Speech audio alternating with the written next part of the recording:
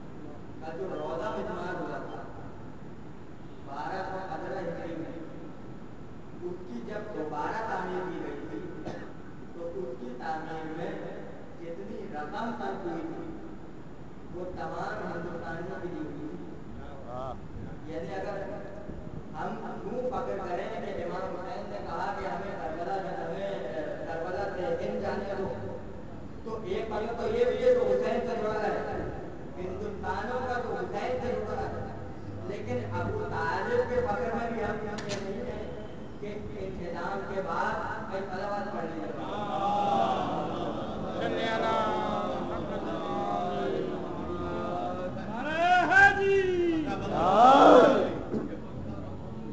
محمد والے محمد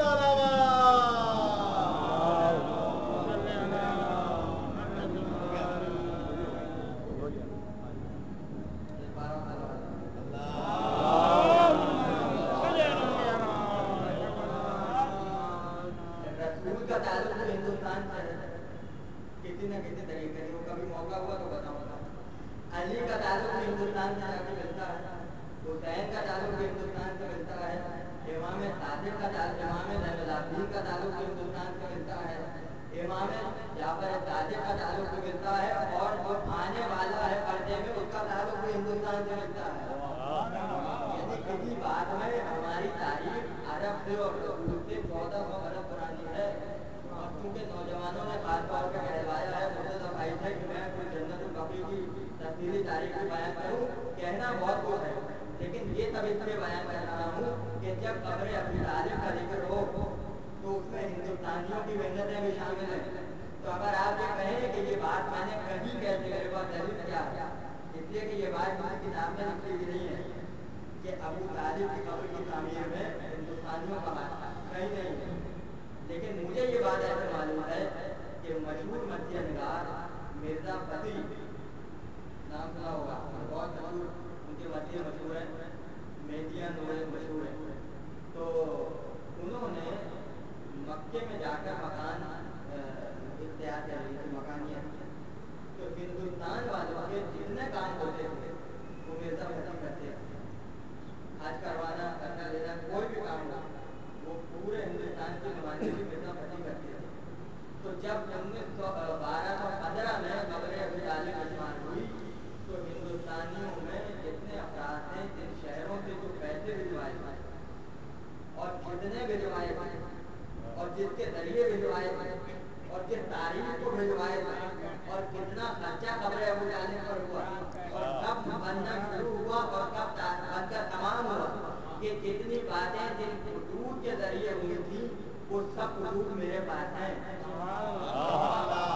تو آپ اس پہ فخر کر سکتے ہیں کہ آپ کا حصہ قبر ابو طالب میں شامل ہے، اور میں اس پہ فخر کر سکتا ہوں کہ اصل سند میرے پاس ہے، اس لیے کہ کوئی بھی ہو ائمہ کی کوئی بھی گفتگو ہو، جتنی خدمت ہندوستانیوں نے کی ہے، چاہے وہ کتابوں کے ذریعے ہو، چاہے منبر کے ذریعے ہو، چاہے شاعری کے ذریعے سے ہو، ہندوستانیوں کے آگے پوری دنیا میں کوئی مقابلہ کر ہی نہیں سکتا، کوئی مقابلہ نہیں کر سکتا۔ یہاں تک کہ وہ دن آیا جب 1924 میں دوبارہ قبر مجمار ہوئی، اور کیونکہ اب تک مجمار ہیں اس لیے دن چلا آ رہا ہے، 88 برس ہو گئے، اور افسوس کا مقام یہ ہے کہ آج تک کوئی ایسا قدم نہیں اٹھایا جا سکا کہ ہم کسی بھی طریقے سے جنت البقیع میں روضوں کی تعمیر کر سکیں۔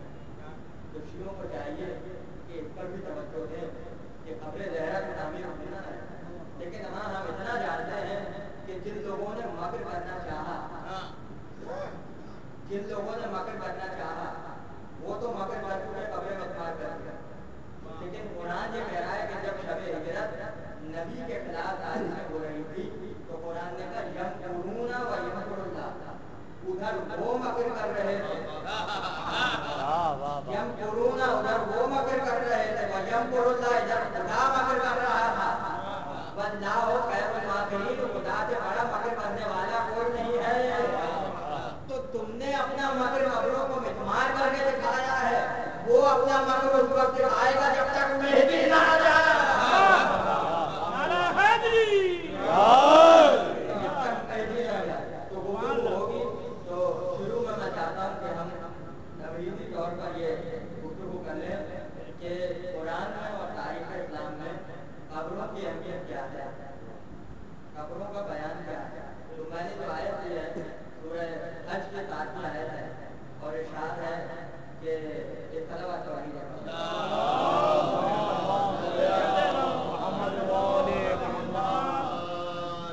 ये इरशाद हो रहा है क़यामत के ज़िक्र में कि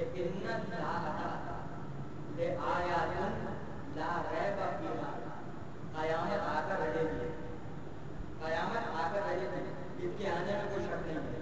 ला रैब फ़ीहा, इसके आने में कोई शक नहीं है। इन्नल्लाह यबअसु मन फिल क़ुबूर, जो कब्रों में हैं उन्हें कब्रों से उठाया जाएगा। जो कब्रों में हैं उनको कब्रों से उठाया जाएगा। कुरान ने ये नहीं कहा जो कब्रों में थे उन्हें कब्रों से उठाया जाएगा। कुरान ने जिंदगी की बात की है, ये कब्रों में मरे हुए नहीं हैं, ये कब्रों में है। यानी पहले ही इशारा किया गया है कि अगर कोई ये कहे कि जो कब्रों पर जाता है वो कब्रों की परस्तिश करता है, जो कब्रों पर जाता है वो गोया शिर्क करता है, तो शिर्क तब हो कि कब्र वाला मर चुका हो, वो जिंदा हो तो शिर्क और दूसरी बात ये बता दूं ताकि मैं आयत पढ़ के आपको नजर से आगे बढ़ाऊं कि कुरान में एक मकाम पर इशारा है कि वलिल्लाहि मन फिस समावात व मन फिल अर्द, जो कुछ जमीनों में है, जो कुछ आसमानों में है वो खुदा की तस्बीह करता है। मन फिस समावात व मन फिल अर्द, खुदा की तस्बीह करता है। और दूसरी आयत बिल्कुल यही है, एक लफ्ज नहीं है। और ये एक लफ्ज अगर समझ गए आप तो यूं समझ लीजिए कि पूरी मस्जिद हो गई, अभी से शुरू की वलिल्लाहि मन फिस समावात व मन फिल अर्द। और दूसरी आयत है वलिल्लाहि मा फिस समावात व मा फिल अर्द, जो कुछ जमीनों में है, जो कुछ आसमानों में है। अब आप कहेंगे पहली आयत का तर्जुमा भी यही, दूसरी आयत का तर्जुमा भी यही, उसमें लफ्ज़ मन है, इसमें लफ्ज़ मा है, दोनों का फर्क तो होना चाहिए। तो फर्क का पता चलेगा जब लफ्ज़ों के तीनों में उतरेंगे, जब लफ्ज़ों के सीने में उतरेंगे और जोश मलियाबादी के अल्फाज के सर पर नहीं होते माने, अल्फाज के सीनों में उतर कर देखो। अब जब सीनों में उतरे तो पता ये चला कि मन और मां है तो एक ही लफ्ज़, लेकिन मन इस्तेमाल होता है ज़मीर उकूल के लिए, मां इस्तेमाल होता है गैर ज़मीर उकूल के लिए। आसानी के लिए कह दूं, आपके लिए कहूंगा तो मन कहूंगा, इमारत के लिए कहूंगा तो मां कहूंगा, इसलिए कि आप ज़मीर उकूल हैं, इमारत ज़मीर उकूल नहीं है। कुरान ने कहा मन फिल क़ुबूर, जो कब्रों में है वो अकल भी रखते हैं, समझ भी रहे हैं, इनको मुर्दा मत समझना, ये आराम दिलाए हुए हैं, इन्हें हम करीब उठाने वाले हैं। तो जो ज़मीर उकूल हो वो मन है, जो गैर ज़मीर उकूल हो वो मां है। इसलिए तो कहा था मन खुद तो मौला।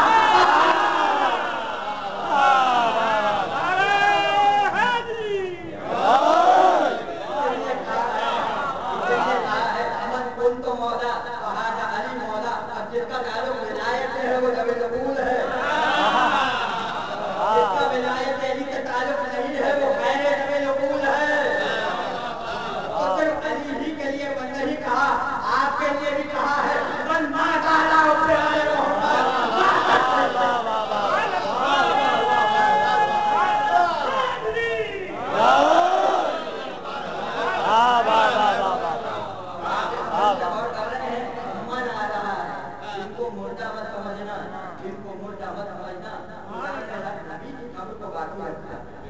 अगर ये शिर्क होता तो खुदा उसे सिरे से मिटा देता, इसलिए कि उसकी खुदाई में फर्क आ जाता, उसकी तौहीद में फर्क आ जाता।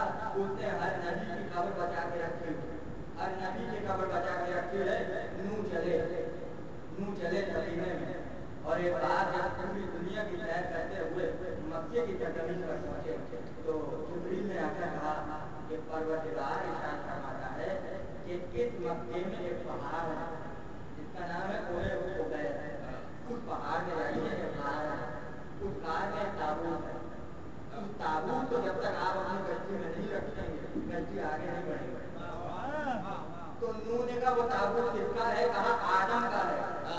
अब भाई मैं क्या करूं, मुंह है नोहा पढ़ने वाले, नोहा पढ़ने वालों के तकरीरों में जब तक ताबूत ना है तो जगह चलता कैसे है? आदम के ताबूत को अपनी कश्ती में सवार कीजिए, इसलिए कि ये अमानतन सुपुर्द किया गया था बाहर में। भाई कब्रों का मौजू है, गौर से सुनिएगा, इसको बाहर में सुपुर्द किया गया है, अभी खबर नहीं मिली आदम को। आदम के ताबूत को लेकर चलिए, नूह लेके चले, नूह लेके चले। लोग सबको भूल जाते हैं, सवार होने वालों में सबको याद रखते हैं, आदम को भूल जाते हैं। आदम भी नूह के साथ था, आदम भी नूह के साथ था। अब समझ में आया कि जो नबी ने हदीस फरमाई थी कि मेरे अहले बैत में हालत हदीना नूह की, जो सवार हो वही निजात पाएगा, जब उसके बगैर आदम निजात ना पा सके। चलते चलते एक ऐसी मंजिल पर पहुंचा कि जहाँ कश्ती रुकी, और वो दिन भी आया कि पानी हल्के हल्के कुछ होना शुरू हुआ, और कहते हैं कि परिंदे भेजे गए, परिंदे भेजे गए, शाम लेकर आए तो पता चला पानी खुश्क हो चुका है। अब जो उतरे तो कानून काम मुकम्मल नहीं हुआ है, इसी वक्त कब्रें तैयार की गई, इसी जमीन पर खुदा हुक्म देता कब्र बनाइए। नूह ने कब्र खोदनी शुरू की।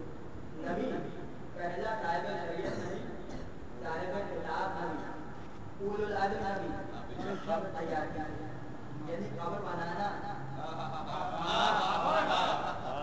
ऐसा काम है जो परवरदिगार साहिब शरीयत नबी से ले रहा है। कब्र तैयार हुआ का ये आदम का ताबूत आदम का कब्र बताया गया, इसको बंद कीजिए। अब बराबर है कब्र खोल दिए, वो कब्र निकल गई, ताबीज को खाली छोड़िए, इसके बराबर में कब्र खोल दिया। तीन कब्रें खुल चुकी तो नूह ने कहा परवरदिगार एक कब्र तो आदम को मिल गई, ये दो कब्रें कौन सी? क्या इसमें जो तीसरी है वो तुम्हारी है? पता चला अपनी कब्रें खुद तैयार करना अंबिया की सीरत है।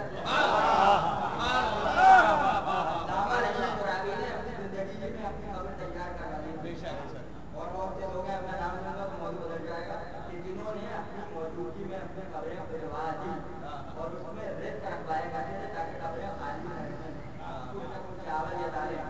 तो जब तीसरी कब्र नूह की करार पा चुकी तो कहा परवरदिगार पहली कब्र तो आदम की है, दूसरी कब्र नूह की है, ये तीसरी कब्र दरमियानी कब्र किसकी है? का जिसके वसीले से सफीने को निजात मिली है, ये उसी की कब्र है। अब मुझे नहीं मालूम ये कब्र किसकी है, मगर निशानी तब होगी जब नूह की कब्र भी मिल जाए और आदम की कब्र भी मिल जाए। काबे से चले थे, वहां से होते हुए शाम तक पहुंचे, हमें आदम की कब्र नहीं मिली, हमें नूह की कब्र नहीं मिली, मगर गए थे करबला ज़ियारत करते हुए नजर गए तो पता चला अली के एक तरफ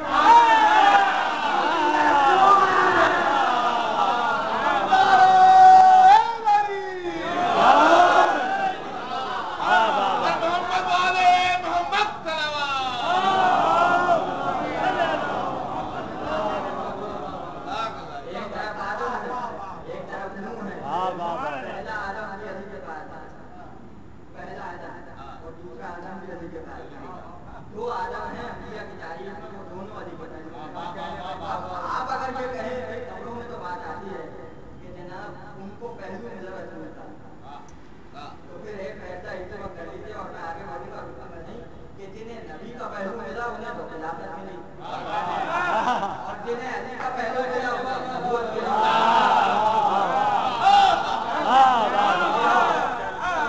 ये तो सही है, लेकिन एक हदीस ऐसी है मशहूर काफी में ये फरमाते हैं कि तुम्हारी जीनत जहाँ से ली गई है, जहाँ से तुम्हारी मट्टी उठाई गई है, तुम वहीं दफनाए जाओ, यदि तुम्हारी कब्र वहीं बनेगी। हर इंसान की कब्र वहीं बनती है कि जहाँ से खुदा उसकी जीनत उठाता है।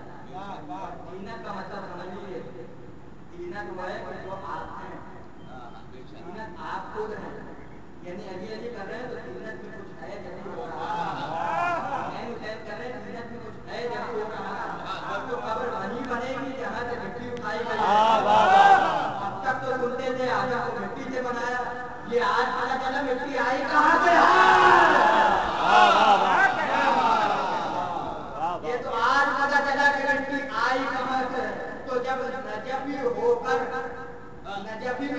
बन कर वो अशरफुल मखलूकात हैं तो बगैर नजब के जर्रों की कदर किए इंसान अशरफुल मखलूकात का कब्र खुदा ने बचा के रखी। हर नबी की कब्र महफूज है। अगर चले जाइए आप हज़रत दाऊद, हज़रत सुलेमान, हज़रत आसिया और हज़रत मरियम, इन चारों की कब्र बैतुल मुक़द्दस में। आसिया कहाँ थी? कब्र कहाँ मिली? मरियम के पहलू में। पहले बहुत ईमान छुपाया है तो मरियम के पहलू में जगह पाई है। ये खबरें हुए तो बैतुल मुक़द्दस में। और आगे बढ़े तो 3 मील के फासले में बैत अली लगे है, उसमें हज़रत इब्राहीम की कब्र है, हज़रत इसहाक़ की कब्र है, हज़रत याकूब की कब्र है और हज़रत यूसुफ की कब्र है। और उन्हीं के पहलू में हज़रत सारा की कब्र है। और आगे बढ़े तो वही यरूशलेम की कब्र है। यानी ये यरूशलेम जो है अंबियाओं का शहर है। और अगर इराक में समझ जाए तो आदम और नूह तो नहीं, नजफ में 2 नबी और हैं, हज़रत हूद और हज़रत सालेह, वो भी नजफ में। और इमाम ने कहा कि 70,000 अंबिया क़यामत के दिन नजफ से उठेंगे। 70,000 अंबिया क़यामत के दिन नजफ से उठेंगे। तो तमन्ना तो की होगी 70,000 अंबिया में नजफ पर वो कर सकते हैं तो हम क्यों ना करें? अंबिया कर सकते हैं तो फिर हम क्यों ना करें? और फिर जब बात ये आती है कि शिर्क हो गया, कब्रों में नहीं जाएंगे, तो फिर आइए काबे में कितनी कब्रें हैं? हतीम के दरमियान में जहाँ मुसलमान मुस्लिम जोड़ कर नमाज पढ़ते हैं वहाँ हज़रत इस्माइल भी दफन है, वहाँ हज़रत हाजरा भी दफन है। हम तो सिर्फ खबरों पे जाते हैं, आप तो खबरों पे नमाज पढ़ रहे हैं। खबरों पे नमाज पढ़ने से शिर्क नहीं होता। कोई कब्र पर जाए तो शिर्क हो जाता है। और फिर नमाज पढ़ना तो एक तरफ, जब तवाफ करते हैं तो तवाफ में कब्रें भी लो। जब तवाफ हो रहा है तो क्या वो सिर्फ खाने काबा का है? नहीं, उसमें हजर अस्वद भी है, उसमें दरवाजा भी है, काबे की आँखी की बनाई हुई चादर भी है, उसमें कब्रें भी हैं। और फिर इमाम ने फरमाया उसने यमानी से लेकर हजर अस्वद तक 70 अंबिया दफन हैं। तो 70 कब्रों का तवाफ आप करें तो आपको हज का तवाफ मिल जाए। हुसैन की कब्र का एक तवाफ करें 70 हज मिल जाए।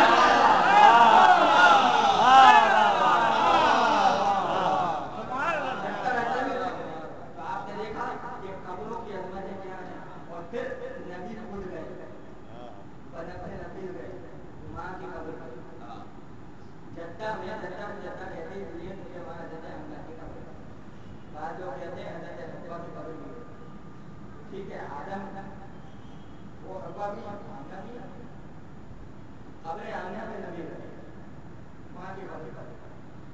तो इत्तेफाक से मुझे कई बार गए थे मुख्तलिफ अफराद साथ साथ जाते थे, तो किसी ने कहा कि आप माँ की खबर पे क्यों आए? अपनी माँ की खबर पे खुदा ने सब कुछ दिया, माँ की खबर पे क्यों आए? क्या तुझे नहीं मालूम जिसकी खबर पे आया हूँ उसी से दुनिया को रहमतें मिली, उसी से दुनिया को रहमतें मिली हैं। यानी नबी ने ये बताया कि जब रहमतुल आलमीन को भी माँ की याद आती है तो हम अपनी माँ की कब्र पे जाते हैं। और फिर रात की तारीकी में लोगों ने देखा नबी रफ़ी के कब्रिस्तान में खड़े हैं और कह रहे हैं अस्सलाम अलैका या दारे क़रारिल मोमिनीन। मोमिनों पे सलाम नहीं किया, वो बात में है, लेकिन इस फिक्र में कहते हैं कि जिन घरों में मोमिन सो रहे हैं क्या कहते हैं घर को? अस्सलाम अलैका या दारे क़रारिल मोमिनीन। जिन घरों में मोमिनों ने करार लिया हुआ है उनसे सलाम। उन घरों पे नबी का सलाम हो तो नबी तो खुद कब्रों पर आते हैं, नबी खुद कब्रों पर आते हैं। अगर नूह इस पर पकड़ करते हैं कि मैंने अली की कब्र बनाई है, अगर नूह इस पे पकड़ करते हैं कि मैंने अली की कब्र बनाई है, तो अली इस पे पकड़ कहते हैं कि मैंने नबी की कब्र बनाई है। नूह को पकड़ के अली की कब्र बनाई, अली को पकड़ के नबी की कब्र बनाई, और नबी को पकड़ है कि अबू तालिब की कब्र मैंने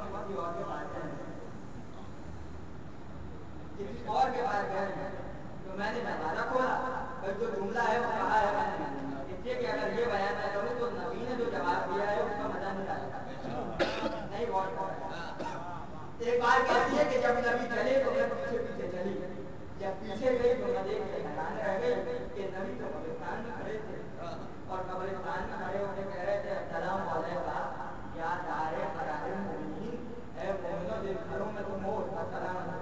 تو جب میں نے دیکھا نبی کھانا کر رہے ہیں تو میں بھی کھڑی ہوں، اور اس سے پہلے کہ وہ گھر میں پہنچے میں جلدی سے دروازہ کھول کے لیٹ گئے۔ تو جب نبی آئے تو نبی نے دیکھا کہ میں سانس لے رہی ہوں بہت زور سے، تو کہا کہ اے عمرہ اتنی تھکاوٹ کو لے کر نہیں کوئی ایسی بات نہیں ہے، یہ جملے روایت ہے بخاری میں چھپایا نہیں، ایسی کوئی بات نہیں ہے۔ تو کہا اچھا وہ تم ہی تھی جو کالا سایہ میرے پیچھے چل رہا تھا؟ اتنا تو پتا چل گیا یہ کالے سایہ ہوتے کیا؟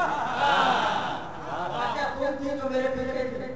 کہا میں تو یوں ہی آ گئی تھی، میں تو تم یہ سمجھتی تھی کہ خدا اور رسول کو معلوم نہیں ہوتا، تم خدا کے بھی اپنے کو چھپا لو گی۔ تو مان لینا چاہیے جب وہ جا سکتی ہیں، جب ام المومنین جا سکتی ہیں تو مومنات نہیں جا سکتی۔ لیکن بتایا حضرت زہرا نے کہ جب آپ جاتے ہیں حمزہ کی قبر پر تو بتایا جب میں جاتی ہوں تو ہر عورت پر لازم ہے کہ آقا اور جات کی قبروں پہ جا سکتا ہے، اس لیے کہ آقائے محمد شیرازی بہت بڑے عالم، انہوں نے کتاب لکھی ہے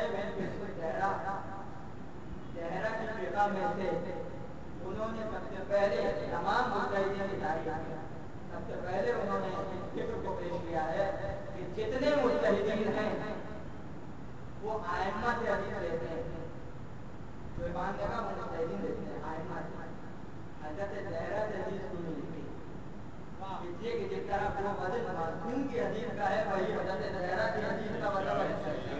تو خود جا کر بتایا قبروں میں آ سکتے ہیں، قبروں میں آ سکتے ہیں، قبروں پہ آنا برا نہیں ہے، اس لیے کہ دنیا کی کوئی تعلیم اس وقت تک مکمل نہیں ہوتی جب تک ادب نہ پڑھایا جائے، جب تک ادب نہ پڑھایا جائے۔ جو جس موضوع کو پڑھتا ہے اس کا ادب پڑھایا جاتا ہے۔ پاکستان میں اردو ادب کے بغیر کوئی تعلیم مکمل نہیں ہے، اور ہندوستان میں تو کیا میں یہ بتاؤں کہ کتنے شعراء نے قبروں کی تاریخ کی؟ اردو ادب بھی مکمل نہیں ہے۔ پھر تقیمت نے کہا جب کسی شہر میں کتنا تو نظر ہوتا ہے آگے اخلاق دکھا دیتے ہیں تو میری تو شاید قبر کو لایا یا نہیں لایا، اس میں شرک کی بات کہا ہے، اس میں کون سا گناہ ہے؟ بتایا یہ ہے کہ جب شہر میں فتنے اٹھتے ہیں تو میری قبر دکھا دیتے ہیں کہ یہ جو قبر میں سو رہا ہے اس کی وجہ سے یہ فتنہ ہے، یعنی جاگ رہا ہے مرا نہیں ہے۔ اس میں بھی قرآن کی آیت ہے کہ فتنہ اس کی وجہ سے ہو رہا ہے، یعنی کچھ خبریں فتنے بھی ڈالتی ہیں،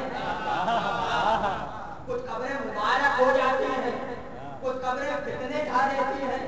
تو اب میں کیا کروں؟ جو مبارک خبروں پہ جاتا ہے اس کی خبر مبارک ہے، اور جو فتنوں والی خبروں پہ جائے فتنہ اسی کی خبر میں۔ قومی علی نے کہا کہ خدا جہاں میں سلامت رکھے پوچھے قبر کہ سوئے پاؤں کو پھیلا کے اپنے گھر کی طرح گھروں میں آرام کرتے ہیں، اسی طرح قبروں میں آرام کرتے ہیں، کیونکہ من آ چکا ہے، کیونکہ آرام کرنے کے معنی استعمال ہو رہے ہیں۔ اس لیے بتایا قبروں کی عظمت کو سمجھو، قبروں کی عظمت کو سمجھو۔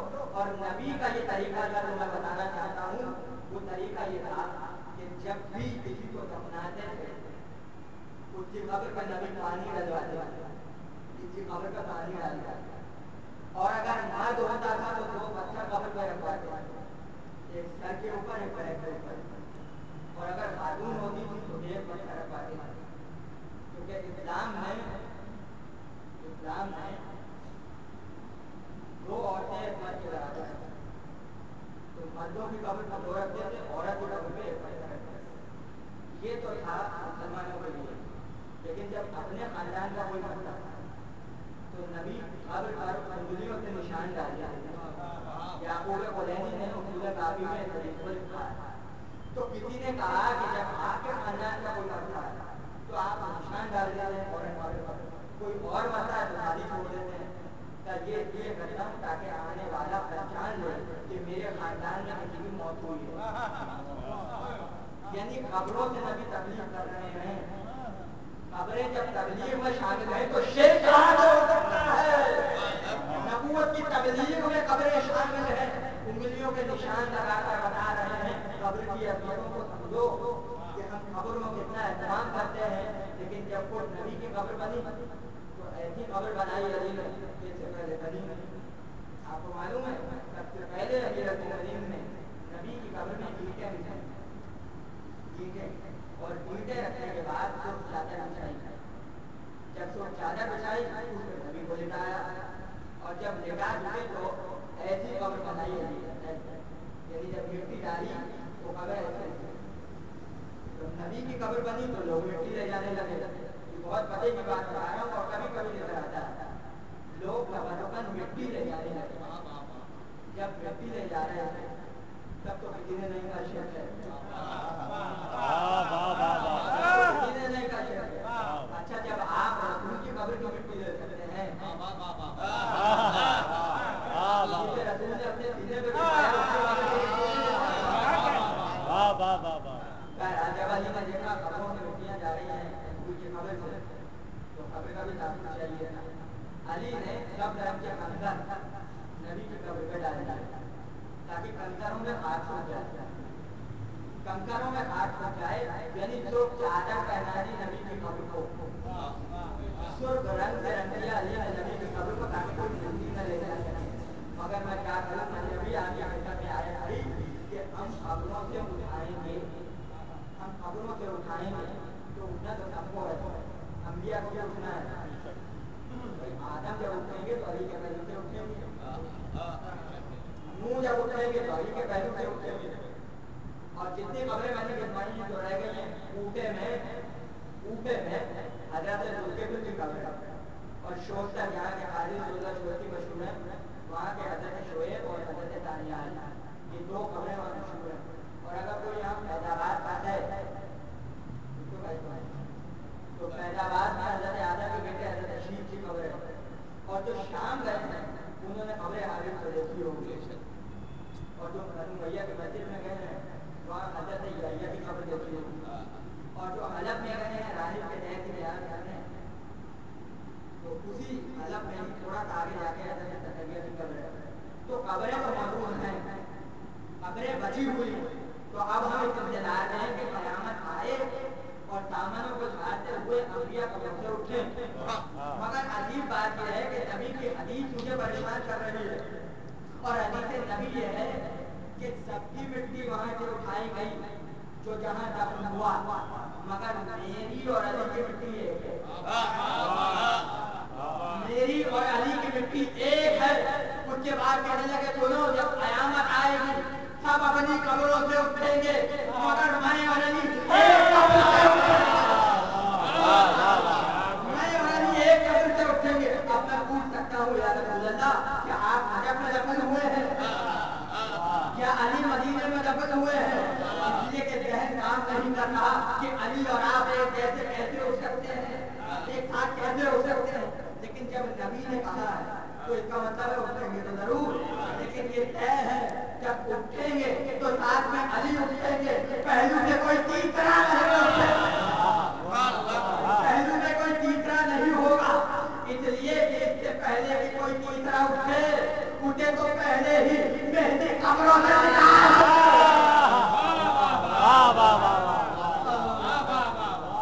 पहले ही कब्रों से निकाल चुके होंगे, और नरक की शाखों पर लटका कर जला चुके होंगे। ये जलाने का काम मुसलमानों में नहीं है, हिंदुओं में है।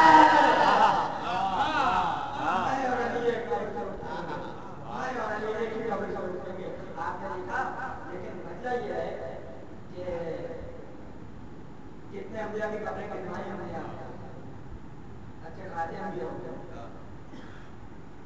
नबी की कब्र कहाँ है ये पता ही नहीं है, नबी की कब्र कहाँ बनी ये बहुत कम लोगों को पता है।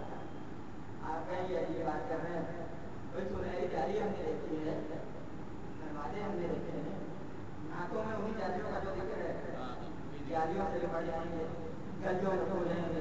हालांकि हमें पता है तो वहाँ गलियों में खो जाता है तो अंजाम क्या होता है, ये भी हमें मालूम है, और जो जालियों से निपटता है उसका अंजाम भी हमें पता है। कहने तो कभी भी नहीं दिखता है, तो उसको कहने का है आज हमें, इसलिए कि उस वक्त तक सुकून दिल को नहीं मिलेगा जब तक चेहरा की कब्र न बन जाए। آئمہ کی قبریں نہ بن جائیں.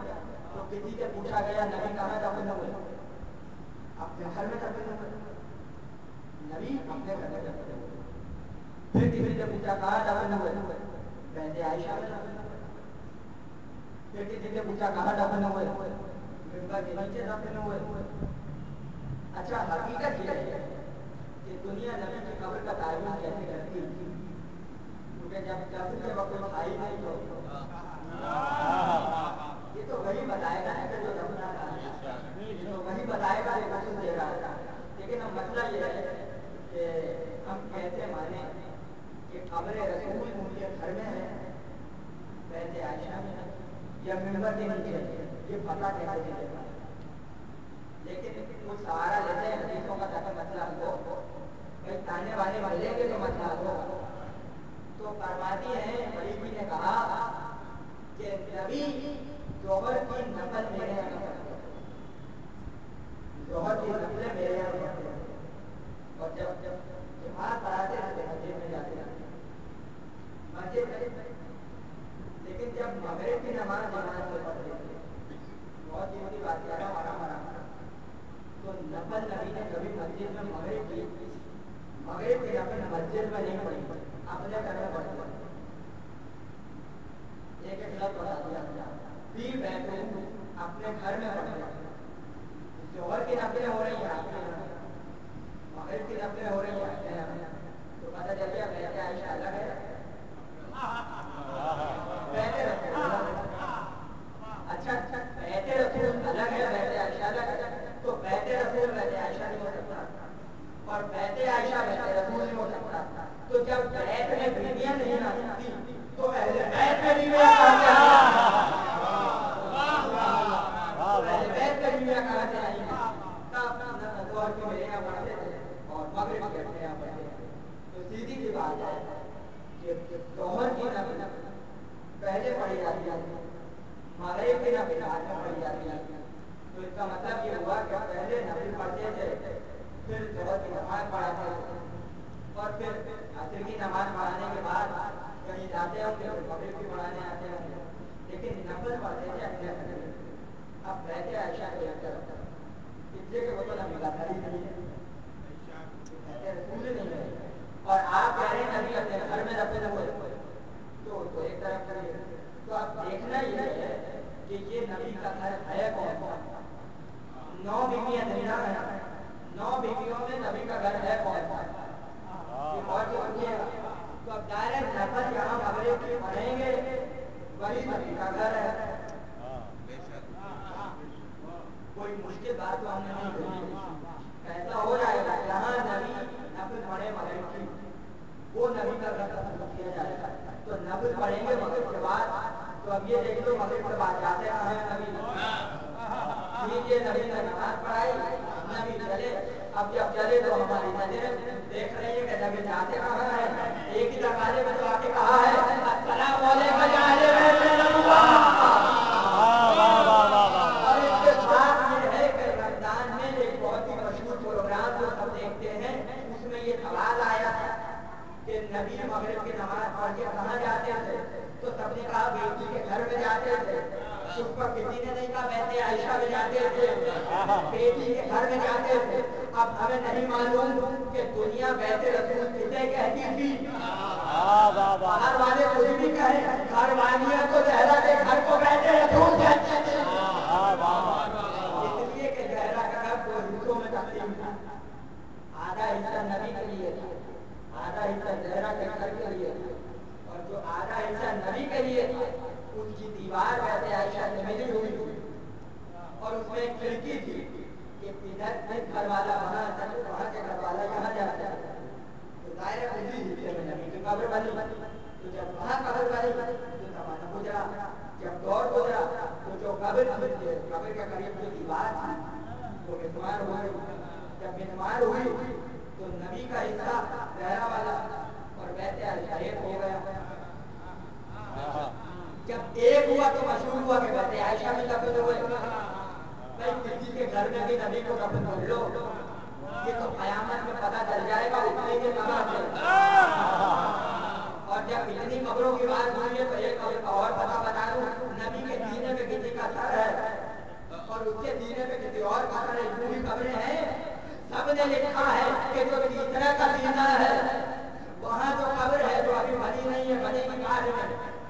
عیسیٰ کی قبر ہے، وہ حضرت عیسیٰ نے لکھا ہے تمام کتابوں میں کہ وہیں پہ حضرت عیسیٰ کی قبر ہے. تو عیسیٰ بھی زندہ ہے. جب وہ مر گئے ان کی قبریں تو ایک طرف، اب تو زندوں کی قبریں بن رہی ہیں. پتہ چلا کہ بات ہو رہی ہے ان کے آنے کے بعد کی. جب آ جائیں گے اور آ کر وفات کریں گے تو وہاں پہ عیسیٰ کی قبر بنے گی. تو عیسیٰ کا مدینے سے تعلق کیا ہے؟ وہ تو شام میں آئے، شام میں آئے ہوئے شام میں چلے گئے. یہ قبر عیسیٰ کی نہیں ہے، مہدی کی ہے. مہدی کو دفن ہونا ہے پہلے رسول میں، اس لیے جگہ بتا کے رکھی ہے کہ جہاں پر مہدی کو آنا ہے، جہاں پر مہدی کو آنا ہے قبروں کی مخالفت نہیں چلے گی، قبروں کی مخالفت نہیں چلے گی. آپ کو معلوم ہے یہ چلی کہاں سے؟ یہ بھی بتا دوں. بسم اللہ بسم اللہ.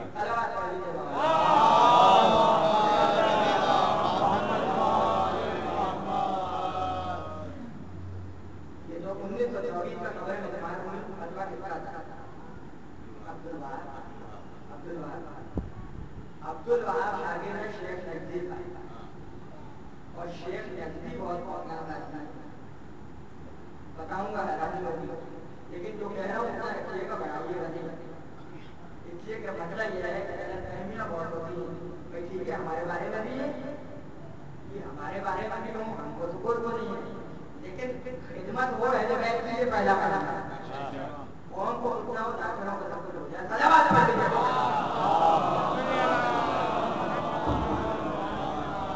تو شیخ نقوی جو ہے نجف کا طالب علم ہے. نجف میں جا کے شیخ نقوی نے تعلیم حاصل کی اور اس نے فتوا دیا قبریں بنانا حرام ہے. یعنی پتہ ہی چلا کہ ہم اس دھوکے میں نہ رہنا.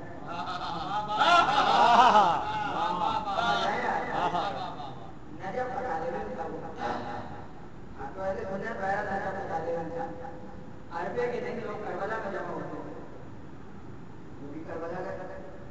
جب کربلا گیا اور امام حسین کے ذہن میں پہنچا تو اس کی آنکھوں سے، ناک سے اور کان سے خون بہنے لگا. یہ ایک ایسی علامت ہے کہ امام حسین کسی کو جب قبول نہ کریں تو یہ سب ہوتا ہے. ہاتھ چل جاتے ہیں، پیر ٹوٹ جاتے ہیں، یہ سب ہوتا ہے. مطلب جو ابو لہب کے ساتھ ہوا، توہین رسول میں ابو لہب کے ساتھ ہوا، وہ حسین کے دشمنوں کے ساتھ ہوتا ہے. تو اس کی آنکھوں سے خون آیا. غلاموں نے دیکھا تو کہا اس کو اٹھا کر باہر پھینک دو. نکالو نہیں دیکھ دو. سب نے باہر پھینک دیا. اب جب دیکھا تو یہ کیسے وہ چلا، یہ کیسے تاریخ مدینہ میں چلا ہے، یہ کیسے وہ چلا. میں تمہارے گھر سے نکالا گیا، اب تم ہی کو بدلا لوں گا. تمہارے گھر سے نکالا گیا ہوں، اب تم ہی سے بدلا لوں گا. اور اس کے بعد دماغ خراب ہوا. جب حسین کے خلاف ہو تو دماغ خراب ہوگا. کتنوں کے دماغ خراب ہیں، اس کی دلیل یہ ہے حسین سے مخلص نہیں ہے.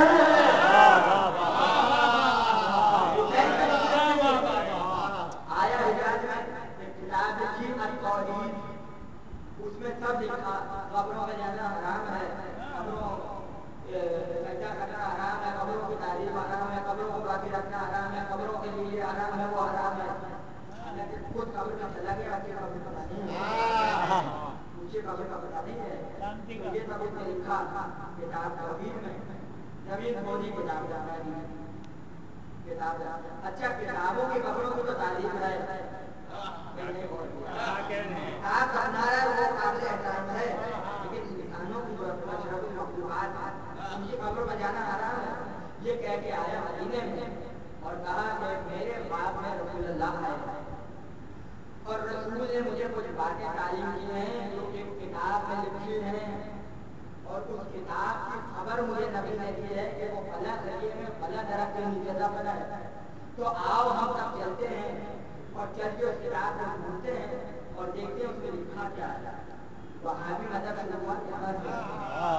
اچھا خود تو آپ کا مذہب شروع ہوا ہے قبروں سے، کتاب کی قبر سے آپ کا مذہب شروع ہوا. آپ کی قبر سے تو آپ کا مذہب خود شروع ہوا ہے.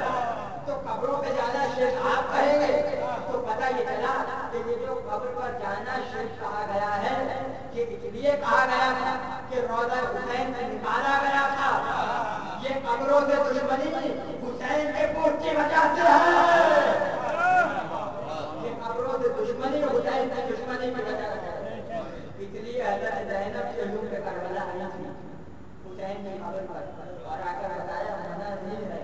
جب ہم آئے ہیں تو ہم آئیں گے, جب ہم آئے ہیں تو ہم آئیں گے, قیامت تک آئیں گے. قبر رسول پہ بھی جاتی ہے. اکثر لوگوں نے دیکھا کہ زہرا قبر رسول سے کرانے نماز پڑھ رہی ہے, یعنی دنیا سے جانے سے پہلے کتنا فاصلہ ہے وفات شہادت رسول میں اور شہادت زہرا میں. ان دنوں میں نماز پڑھی وہاں مثال قائم کرنے کے لیے کہ قبروں پہ نماز پڑھ سکتے ہیں. قبر پہ نماز پڑھی جاتی ہے, قبروں کا احترام لازم ہے. کیا کہنا ایسی بیویوں کا کہ جانے سے پہلے بتایا قبر ہے, قبر کی اثر ہے. ہاں یہی تو جنت البقیع ہے, یہی تو جنت البقیع ہے کہ جہاں اثر ہوتی تھی, جہاں اثر ہوتی تھی. بس دو جملے اور کہہ دوں کہ جنت اور بقیع, جنت اور بقیع, نبی نے کبھی جنت البقیع نہیں کہا. بقیع برکت کا غین رہے خاص برکت. بقیع کہتے ہیں جہاں درخت لگائے ہیں, بقیع یہاں بہت درخت درخت اور برکت کہتے ہیں کانٹے دار درخت جو وہاں پہ ہوتا تھا. تو ایسی جگہ جہاں کانٹے کانٹے تھے اسے نبی بقیع برکت کہتے ہیں.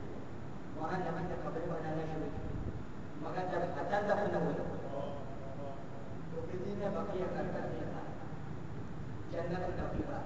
کوئی جب جوانان جنت کا سردار آئے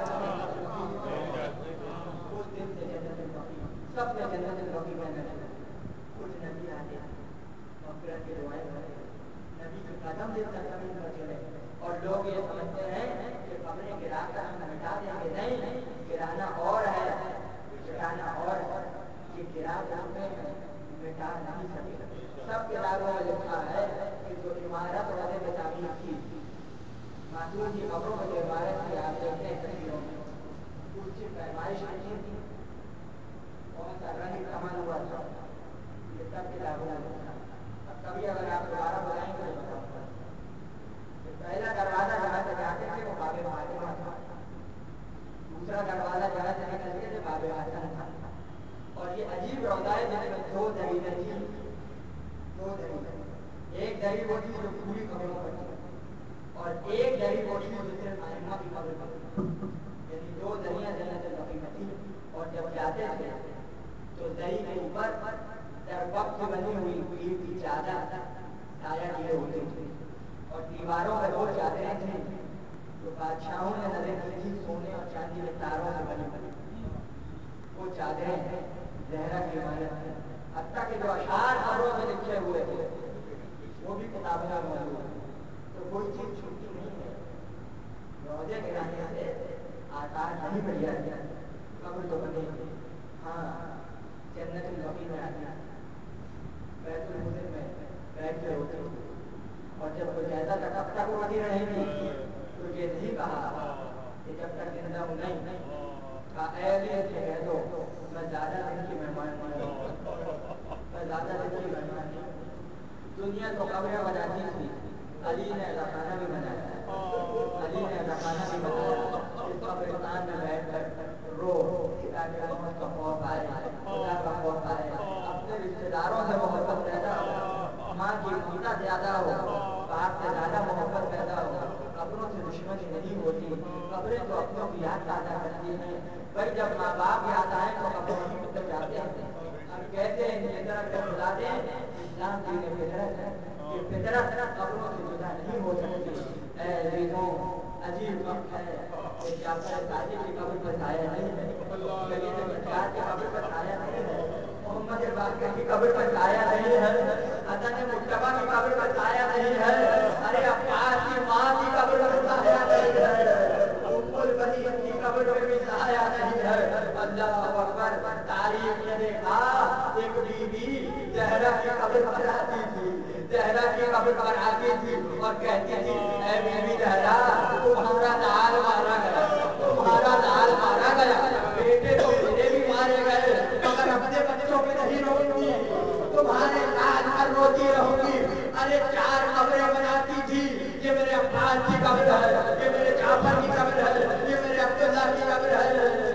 अब ये कह के हटा देती थी, ऐ मेरे बच्चों तुम्हारी माँ जिंदा है, तुम पर वही रोएगी, मैं हुसैन गरीब को रोऊंगी, जिसका कोई रोने वाला नहीं है, जिसका कोई रोने वाला नहीं है।